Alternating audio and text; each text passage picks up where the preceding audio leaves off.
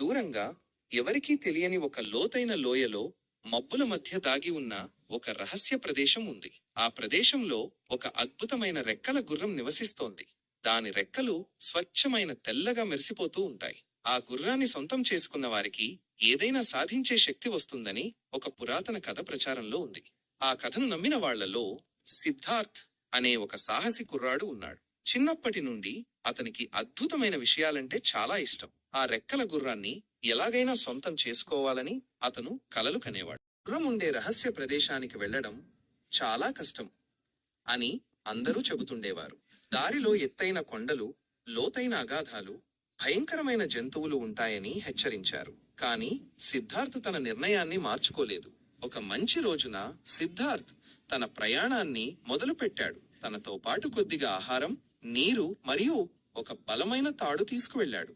దారిలో అతను ఎన్నో కష్టాలను ఎదుర్కొన్నాడు. కొన్నిసార్లు దట్టమైన అడవుల్లో దారి తప్పాడు. కొన్నిసార్లు చల్లని గాలులకు వణికిపోయాడు. కాని అతని మనసులో ఆ రెక్కల గుర్రం యొక్క చిత్రం మెదులుతూ ఉండటంతో అతను ముందుకు సాగాడు. ఎట్టకేలకు ఎన్నో రోజుల ప్రయాణం తర్వాత సిద్ధార్థ్ ఆ రహస్యలోయను చేరుకున్నాడు. అది నిజంగానే చాలా అందంగా ఉంది. చుట్టూ ఎత్తైన కొండలు, మధ్యలో పచ్చని లోయ, స్వచ్ఛమైన నీటి ప్రవాహాలు అతన్ని ఆశ్చర్యపరిచాయి. ఇప్పుడు ఆ రెక్కల గుర్రాన్ని ఎలా కనుగొనాలి అని అతను ఆలోచించసాగాడు. అతను చుట్టూ కలియ తిరిగాడు.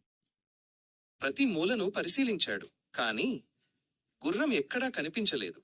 అప్పుడు అతనికి ఒక ముసలి వ్యక్తి కనిపించాడు. అతను ఆ లోయలో చాలా ఏళ్లుగా నివసిస్తున్నాడని తెలిసింది. సిద్ధార్థ్ అతని దగ్గరకు వెళ్లి రెక్కల గుర్రం గురించి అడిగాడు. ముసలి వ్యక్తి చిరునవ్వుతో, "ఆ రెక్కల గుర్రం అందరికీ కనిపించదు నాయనా. స్వచ్ఛమైన హృదయం, నిజమైన కోరిక ఉన్నవారికే అది కనిపిస్తుంది" అని చెప్పాడు.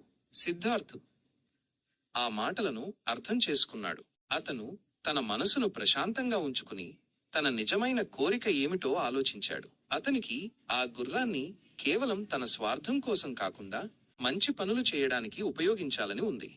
అతను ఒక కొండపై కూర్చుని ఆకాశం వైపు చూస్తూ తన